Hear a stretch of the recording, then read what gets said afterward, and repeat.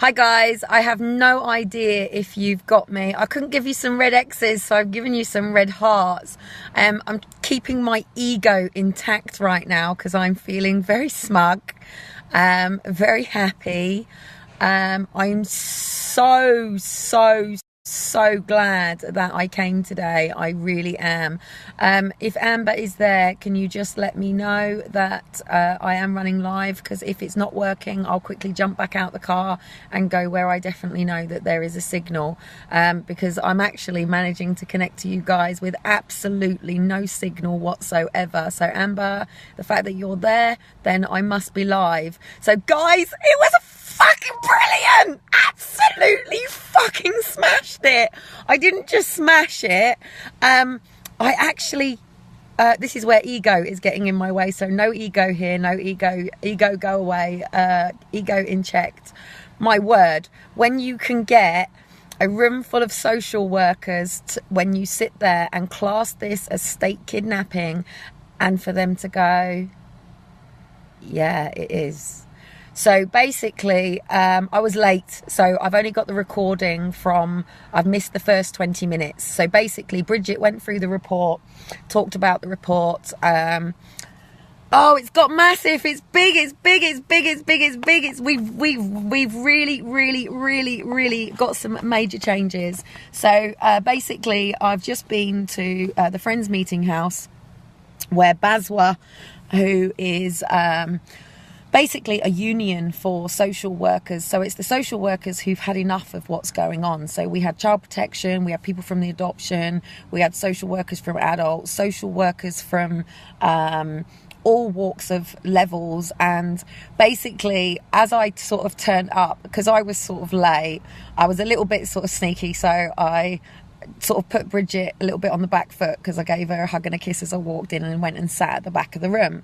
So as far as everyone was concerned, I was just another social worker or part of the university. I sat at the back of the room. I listened to the meeting. So obviously they were talking about the main issues were poverty, the adoption triangle, the policy makers. They were talking about the happily ever after that David Cameron had introduced. Please, if you haven't read the report, read the report. It's just the tip of the iceberg, but it's done it. They were talking about the issues with it, talking about the work that James Mumby and Andrew McFarlane are doing, talking about what's going on with post-adoption. Pause. Apparently there's an organisation called Pause that if you've had more than 2 children taken, there's something going on there.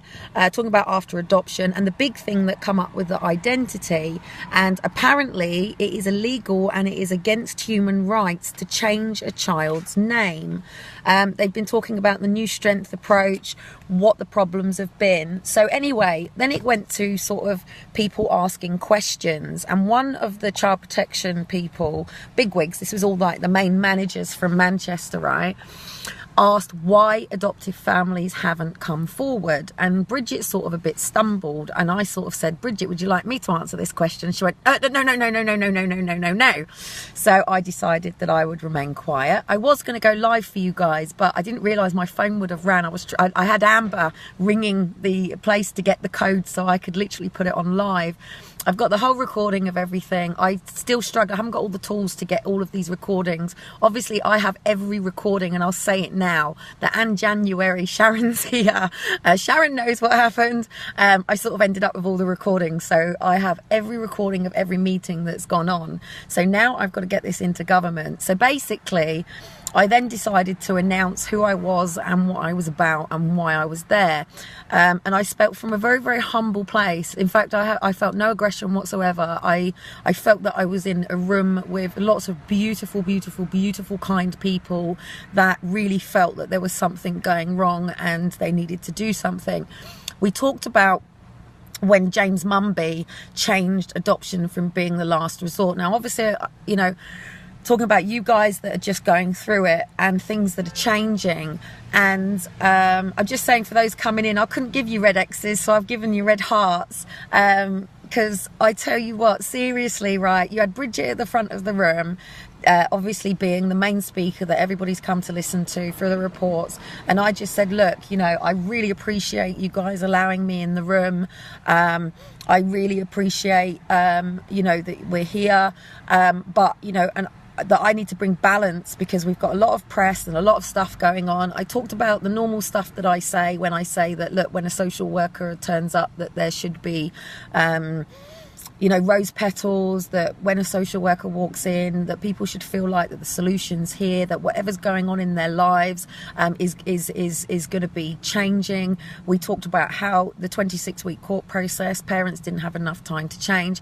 And the big thing that I got to bring forward was obviously, you know, the consequences and long-term consequences. So we spent a lot of time talking about identity and how this was destroying families' identity. So anyway, it ended up with me taking the meeting and everybody giving me the answers and asking me questions about you guys, and I ended up speaking literally the moment it sort of all come to an end, and I got a big plate of sandwiches and big juices and some little bunches of flowers as well, and yeah, it was really, really lovely. So I have all these guys' emails and stuff like that. They want to work with the parents. They want to know what's going on. But anyway, the big thing is I then announced, obviously, what my plans were, and obviously bringing forward justice for the parents. And I said that, look, this is coming up as state kidnap. I explained that when a person enters a room and takes a child against a person's will, it is kidnap. I told them straight that if I succeed and when I succeed in what I did, that any person presenting false information into the courts, any person misleading judges, any person that is discriminating against any form of physical, mental or any other condition would be coming under hate campaigns under the disability. I spoke about many matters to do with human rights, the violation of private life, and basically said that if this does not change, social workers could be looking and would be looking at 10 years in prison under their own Cinderella law for emotional abuse to families, for possible future emotional harm removals. But when a parent has been accused of false allegations, that these are the consequences. I spoke that parents were in a situation that they didn't know what to do. I talked about parents that when a social worker arrives at a door, that straight away they are putting people on the back foot. I talked about, you know, how difficult it is for people to come for help.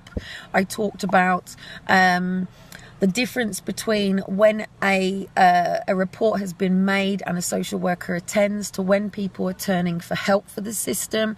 I asked one of the parents some questions about what it was that they were expecting from social services, and I brought this into the room and I said, look, these parents were looking for support. They were looking for answers. They weren't looking to be condemned, criticised, defamated. And I told them if any false information is presented and not removed, it comes under misfeasance, malfeasance and non-misfeasance in public office. Every single person in that room entered a point of shame. And I said, it's not about shame. What we don't want is people projecting. What we want is people accepting that there is a problem, putting their hands up that this has gone wrong. I felt that in the room that it was a right experiment, okay, that it was just and I brought this to the room, that what they were basically doing right now was removing children and then seeing the consequences of what was going on. And I'll tell you straight, every child who was adopted, who was asked the question, all said the moment they turn 16, they are going to find their parents. Every single child said they are going to find their parents. Not one of them said that they did to come and find their parents. All of them said that they wanted to know who they were, where they come from, why they were taken, and that is coming from every single child that was interviewed. Now obviously the biggest problem is parents didn't come forward, so I'm going to try to get some funding about identity identity, the damage that this is doing to our identity. I spoke about the consequences of parents, and I told them straight in that room that even if a parent is in drugs or alcohol, that when they have had a child, that child becomes their savior, that child becomes their lives. Now, that's not ideal parenting, but at the end of the day, the majority of people have got so far in making changes, and then social services are coming in the moment that they're just getting up off their feet and telling them that it's not good enough, and they're taking away the one thing in their life that is their world, their children, and they're losing the identity of their parents. It's not just about the children, and that's what I said in the room. I said, at the end of the day, you stand for the children, but when a parent has physical, mental, or any form of condition is taken below the threshold, then adult social services should be coming in to support that parent and bringing that parent above the threshold in order to keep families together. I spoke of the fact that they should be focused on keeping families together through adversary. The adversary is a short period of time, and if the social workers were working from an enablement point of view, that they would be supporting families rather than persecuting families, rather than judging. I brought in 3 titles: domestic violence, I brought in disability, obviously I stand for enablement, and learning difficulties. I asked them, under those 3 titles, what picture does it paint? So if you are saying that a person is in domestic violence, what picture are you painting to the court with your tick box words? I told them straight that I have a psychology degree, I know how their system works, I know what their sentence structures is, and I've said at the end of the day, it is the judges right now who are holding social workers accountable. I spoke about the fact that James Mumby was raised by a single mother in challenging situations, and even he says if he had been removed from his mother, he would be fighting this system. Seriously, it was amazing because everybody was facing forward to the speaker, and then everybody turned their chairs to speak, and actually we had a question and answers ourselves. I was actually even invited to the private meeting afterwards where, and called by my name. So rather than me being this anti-angry person, and I told them straight that, look, the damage that is being done, that if we do not reverse this situation, it is going to come to a point where parents start arming up to protect their children. They accepted this, that parents don't know how to protect their children against somebody coming in, and this state kidnapping thing echoed through that room, and they put their heads down. And I said, look, let's not get our heads down, let's just accept it, that what you have been doing is kidnapping children.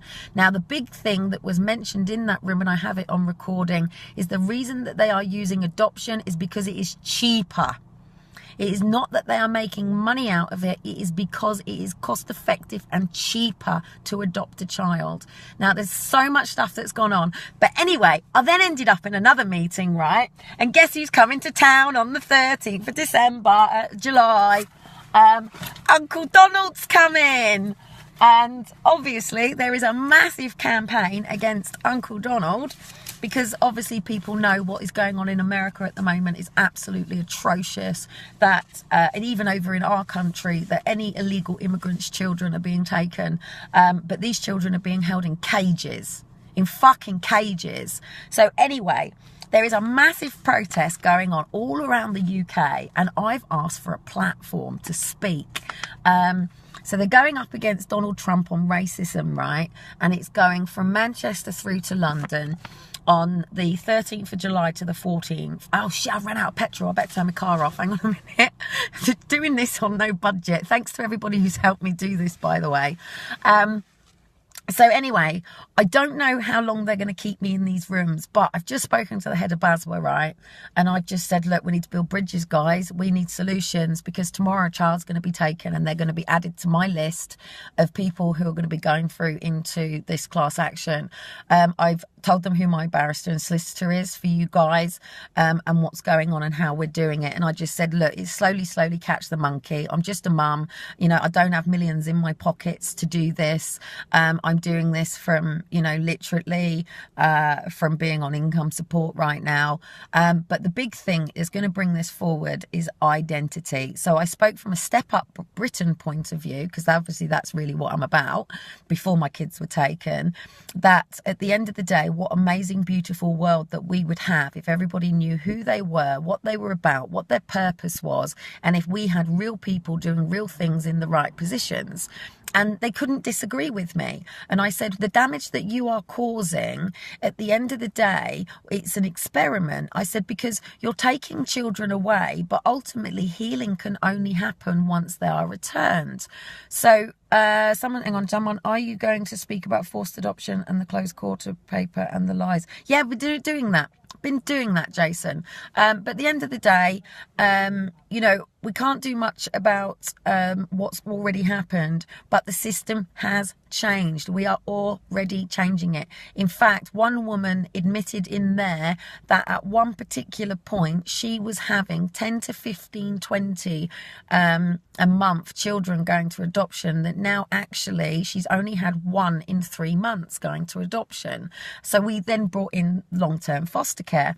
I spoke about the fact, and it wasn't meant to be for this, so actually the speaker left, and I said, at the end of the day, when you're bringing money into other parents having, or family members having children, that you're causing a diversion in the family. And at the end of the day, what you should be encouraging is for all people to be supporting. I said, what you do is you create a situation that alienates the parents. I said, not only are you alienating the parents, you're dividing the two parents. I said, and even if you have the label domestic violence, what you're talking about is a breakdown in communication and a missed needs. I said, if you actually spent more of your time focusing on building healthy relationships, teaching people to have a healthy relationship with themselves, a healthy relationship with others, and rather than focusing on breaking these families down, and I spoke about the fact that obviously the system was designed, but what were they going to do about it? I've got all of the recordings, so at the moment I can sort of put all this together. False allegations, that also got presented, and this is where I'm talking about misfeasance in public office. So if any information has been presented that is incorrect, obviously there's finding of facts within the courts, but what you can do is under misfeasance, malfeasance and non-misfeasance, have this paperwork omitted. I talked about the fact that the moment that these systems come in, and I even said to this woman, I went up to her and I went, I hear you and your husband had an argument last night. How do you feel about that? Can I come in to talk to you? I said, you'd tell me to fuck off, wouldn't you? She went, I would, yeah. I went, but why is it different when a social worker comes in and does it to other parents? I told them that I said, I can find one thing in every single one of you that would take you below the threshold. I said, at the end of the day, if you mess up, you just lose your job. You can get other jobs. I said, parents are losing their children. And I told them straight that, and I said, we can statistically prove this if you want to go ahead with this, that a removal is more abusive than sexual, physical and emotional abuse. It causes more trauma. And I said, in the amount that you pay foster carers and social workers, that you could actually support families in pretty much any situation. I said, I'm not talking about complete demonizing abuse to children. I said, I'm talking about parents who maybe need help reading, writing, because some people are in that situation. I said schools and education systems are failing people with dyslexia. I said, foster social workers are coming from a point of view of, they don't have children. I told them straight that when people go to Super Nanny or Mr. Jerry McKyle, I said, they come out the other side with the correct services. I said, but when they come to your services, they're coming out with their children either on long-term foster care or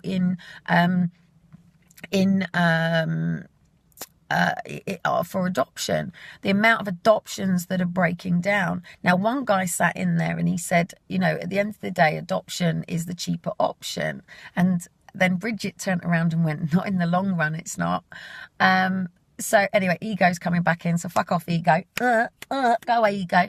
I get so excited when I do this. I don't think people realise how nerve-wracking it is. So I've basically just sat in a room with, there wasn't actually that many there, but the room was packed. There was about 30. But that's just from this area. And obviously I do this in every area. And last year I was going to all of these meetings. It's just that, you know, budgets are a bit different now. So I'm going to be going to the big conference, and I'm hoping that I'm going to be classed as a guest speaker, as a parent, to talk about the effects of what they're doing and how this is affecting. And I said to them, look, I said, even one of the judges has come forward, and this, I'll tell you what, the woman went really quiet.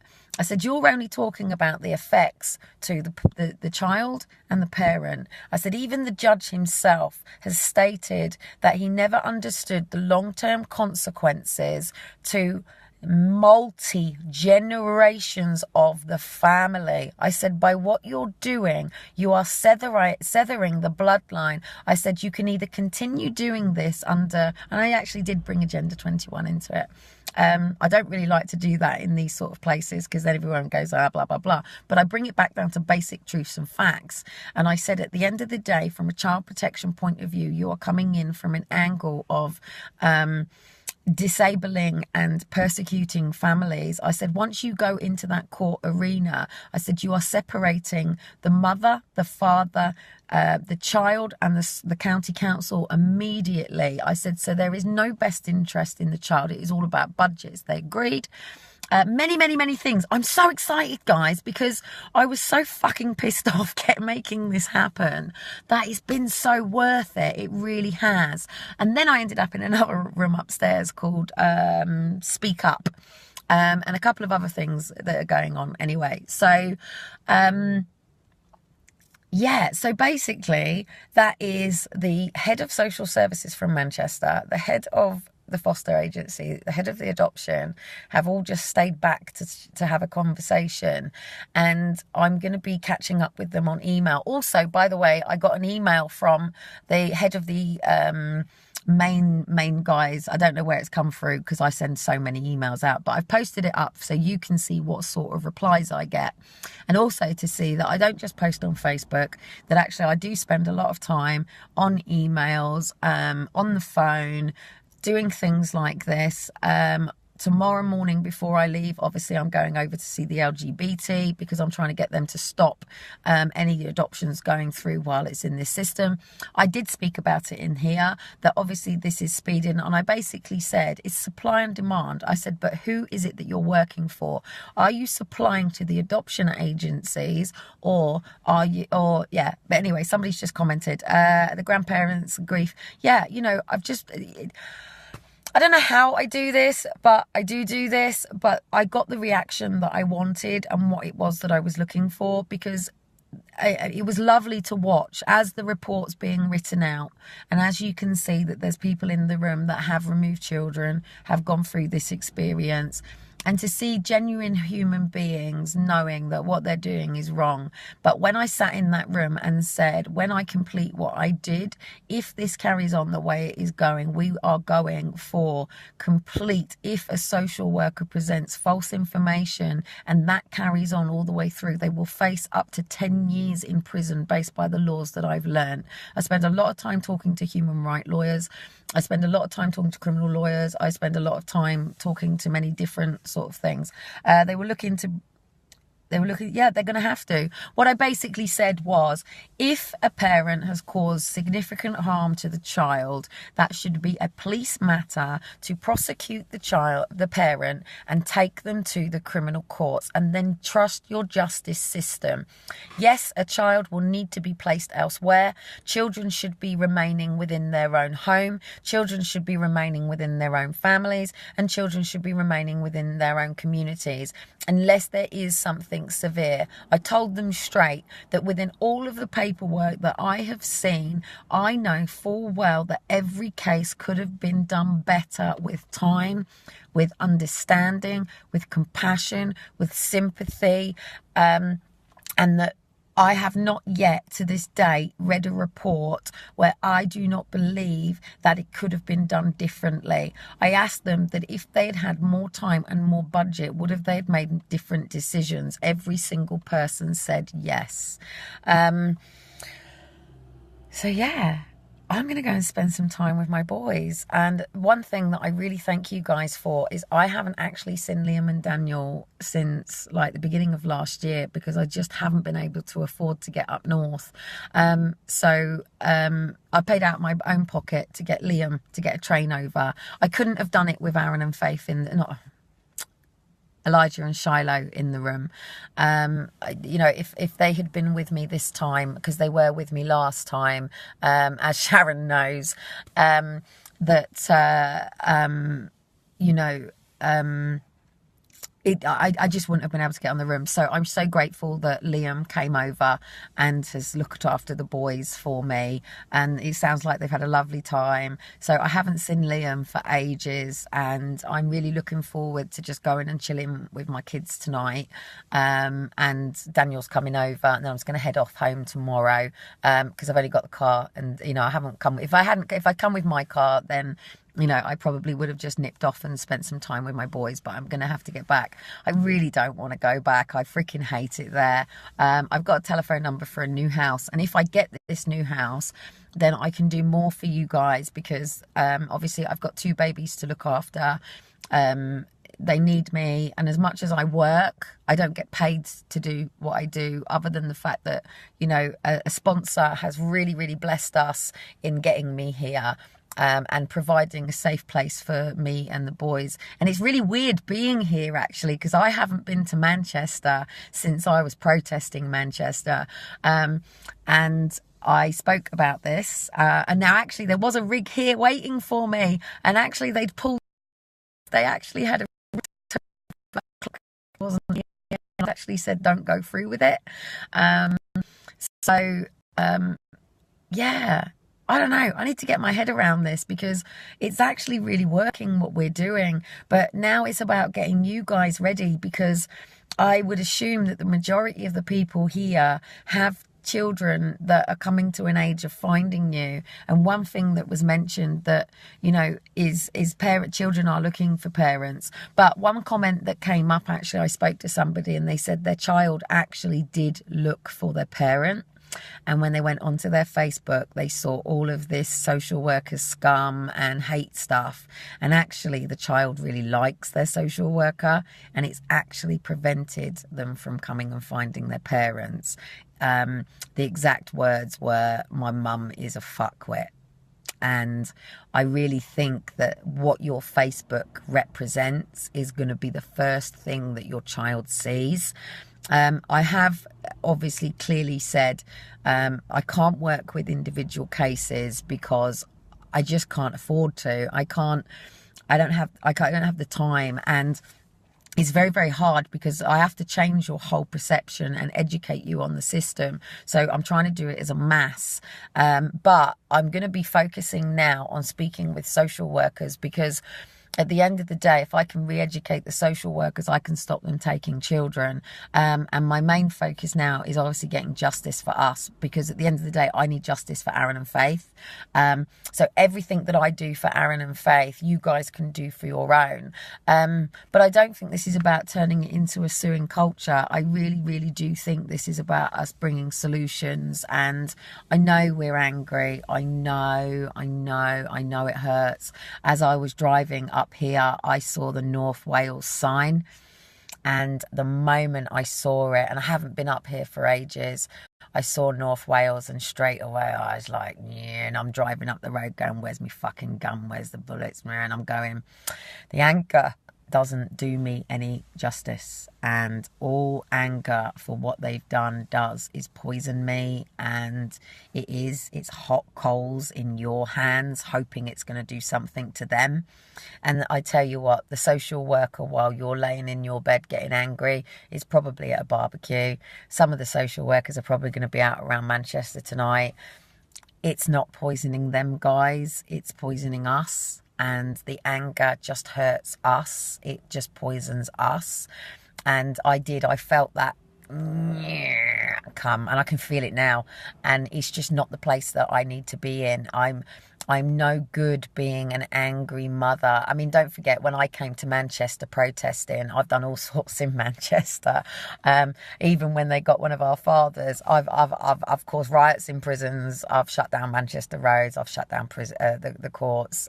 We've stormed the courts. It was quite funny walking around Manchester and seeing some of the places that I've protested and things that we've done.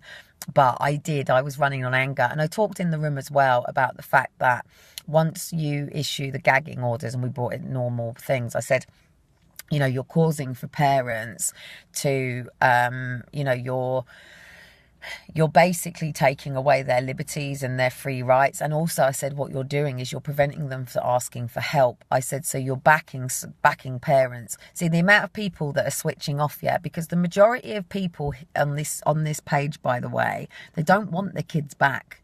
Yeah, I will say it complete, and it's not to everybody. So please, please, please, if I hit a nerve with you, then you really need to think about that and don't project on me. But I'm going to say it straight. There is a lot of parents here that don't want their children back. They love the drama. They love they feed off of the victim mentality, and they're not here to get their children back, and they're certainly not here for solutions.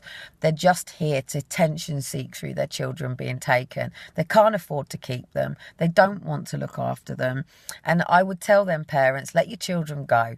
Just seriously, just let your children go and let them have the best chance of having a chance of some form of life if you can't be asked giving it to them. There's plenty of people here where I've actually been willing to give them the time to work with them, and they can't be asked. They can't even be asked to actually contact me when they say that they're going to. I've even had parents come to Portsmouth and spend the weekend and literally didn't even turn up in the morning because they were just coked out their heads. So I'm willing to work with real parents that genuinely want their children, that might have needed a bit of help.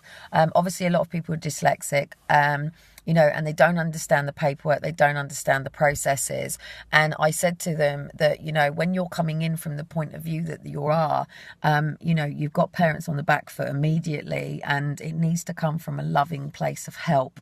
Where's the Mary Poppins and the super nannies? That's the sort of social workers. So we talked about rebranding, and we need a whole new rebrand of people that come in and help rather than hinder. And that's how I left the room. If you can't help, don't hinder. If a parent has come to you for help and you don't have the services that exist, then don't keep the parents in there and just take the children off them. Just say, we don't have the services. If that parent has not caused a crime, leave them alone. So basically, I'm in a really, really happy place, really joyful place, because I really didn't know how we were going to do this. From as soon as Amber messaged and went, right, BASW have got this meeting, and I'm going, and then I can't afford it, and then I can't, and we just went, right, we can do this, and you guys have made it happen. Obviously, our secret funder has really made it happen. I'm sitting, it's a photograph, I can prove it. I am sitting here with no petrol right now, but someone has just stuck 40 quid in my account. I thank you.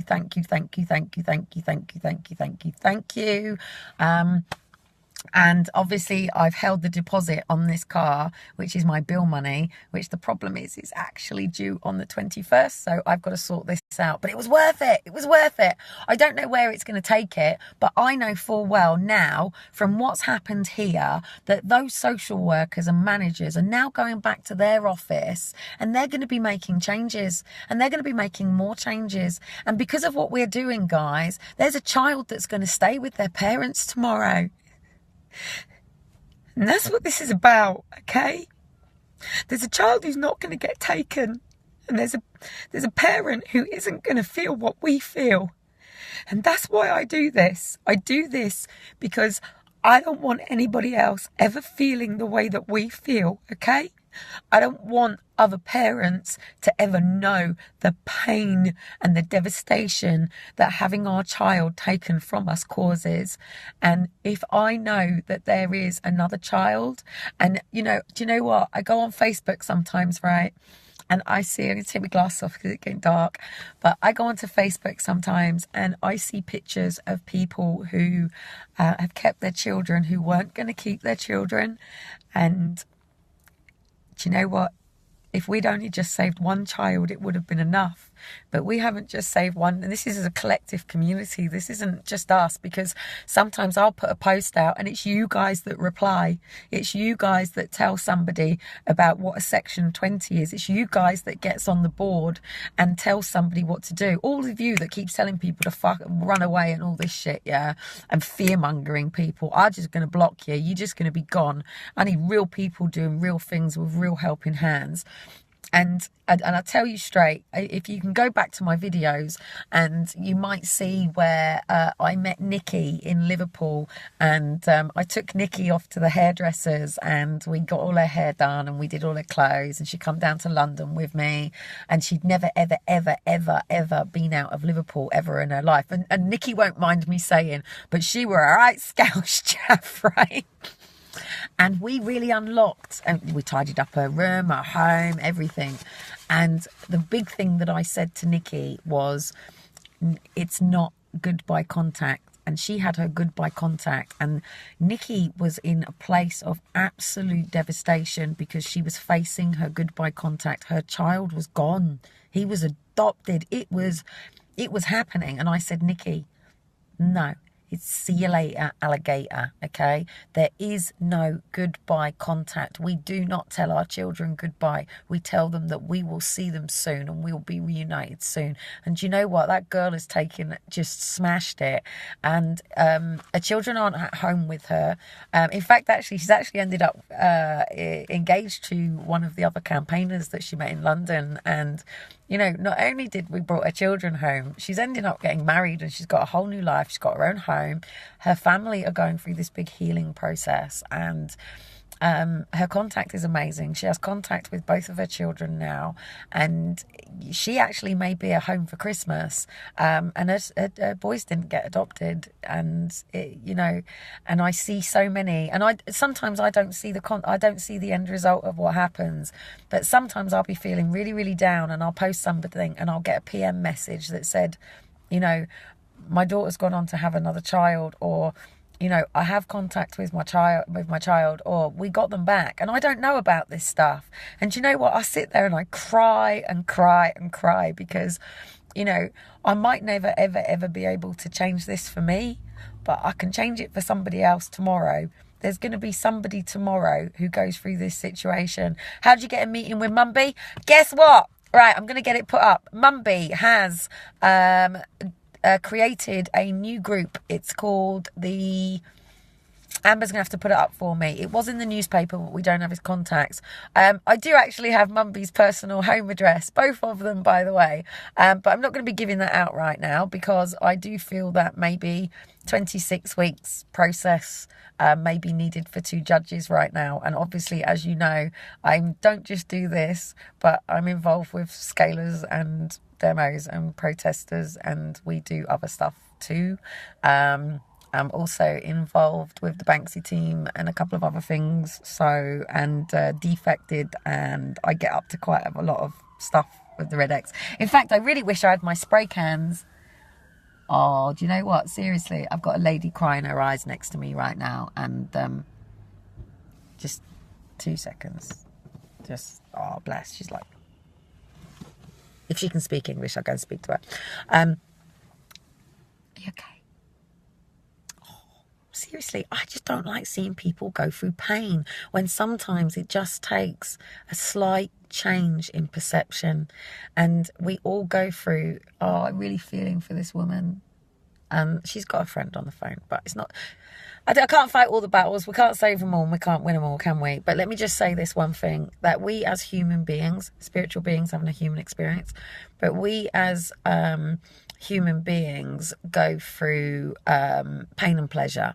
So basically we move through life experiencing pain or pleasure, and we will move to something, and then we get to a point where, if it's like gears on a car, that we go a little bit dormant because we either feel disappointment, so we don't want to get ourselves into a place of expectation. We know something's going to hurt, so we avoid it. We know something's going to be pleasurable, but we feel like it's going to be taken away. And even more so because our kids have been taken, that trauma has caused for breakdown in trust. It's caused for us not to know who to speak to. It's changed who we are. It's taken away our identity. And it's done the same to our kids. So at the end of the day, your children are going to come and find you. We may never get the lost time away, okay? So the people that are going through this, we won't get this time away back again. But do you know what? You'll get more and more and more and more years. My favourite friends, hello. They love me in Manchester. Don't forget, we protested the Conservative Party here as well. So luckily they don't know my registration plate. If I could turn up in my own car, I'd usually get a hey, how you doing and what you're here for. But because they never know, am I here for a scale? Am I here for a demo? Am I here to talk, or am I just going shopping? But yeah, you know, you've got to get yourself up, okay? Nobody is going, I need some help, as our little girl is being put up for adoption because of mental health. See, this is the problem. If I could come and spend time with you, I really, really would. And this is why I need people. Yay, the M25 blockade didn't quite go the way I would like it to go, because I didn't have my own car that day and I was in somebody else's car. But had I'd been driving that day, and the banner drop didn't go quite well. But that's not what it's about. You know, it's about educating, informing, and also to the person who's just going through it now. I think my I don't know how to do all this memory. My phone's just flashed up that my memory is completely full. I really don't know how to use technology, guys. Turn it on and that's it. But people who are going through it now, the best thing that you can do is change your perspective, because when you fear that your child is being taken, whether you believe it or not, the universe will correspond with your song. Your ombi universe, you want to go, yes, this is about getting government. This is all this is about at the moment. It is about getting this report. Yes, and that is actually that email that I have put up on the Facebook page was in response to this, because I'm pushing and pushing and pushing, because this report is enough to push for state kidnapping. There might not have been enough of you, but what I'm trying to push is that there's only 56 on here, and I'm trying to prove statistically that I have more of you guys here. But I'm not a company, so I don't have all your database. I've got 2 little ones to look after, and obviously I get more time getting trolled, because I'm about building bridges and not shooting people, as much as, you know, there's a few people that I think we should get rid of. But you know, unfortunately, my job is not to be an assassin. My job is to be an enabler, an empowerer, and I'm here to build bridges. So anyway, as I will say, it's going to be really big in the UK on the 13th, 14th of this time, because of Donald Trump, and because my Google and stuff. Like I said to the Socialist Party in here, I said that that, you know, I've got draconian gagging orders. So even though I'm doing this for you guys, I'm still waiting as well for my justice, because I still haven't had the help that I need, and I am dyslexic, and I can read your paperwork. I can go through your paperwork like that, but it's too emotional for me to go through my own paperwork, and I still need help with my paperwork, which is why I've got the human rights lawyers and stuff like that. But my paperwork is very complex.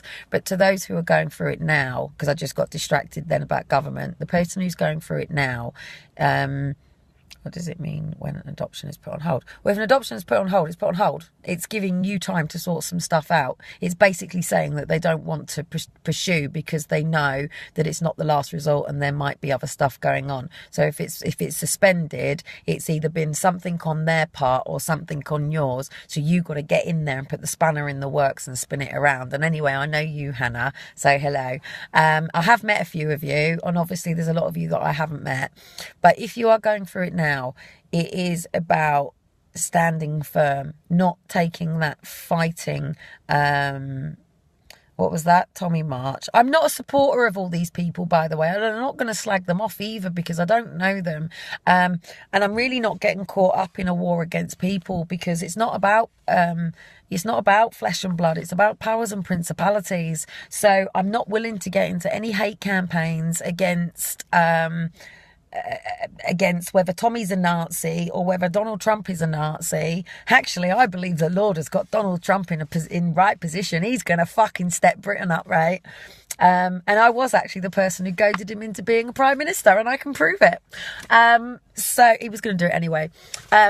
You know, I'm not here to judge, because if you choose to judge these people, right, you're being exactly the same as the social workers.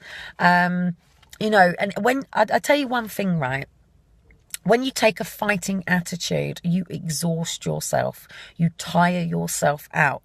Now, I'm not here to preach, I'm not here to evangelize, but I stand firm, and I stand firm with Christ in my heart, with the Lord strapped to my back, with the Holy Spirit upon me. And if I didn't, I wouldn't have the strength to do this in my own flesh. I'm not here to tell you what to do, but what I will tell you is when you come from a fighting point of view, okay, let me use the word disabled and enabled, okay?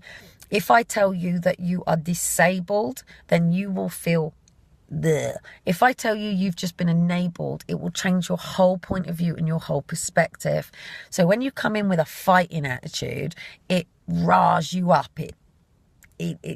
Okay, try going and doing 10 rounds with Mike Tyson, fighting. Ain't gonna work. Try doing 10 rounds, just standing your ground.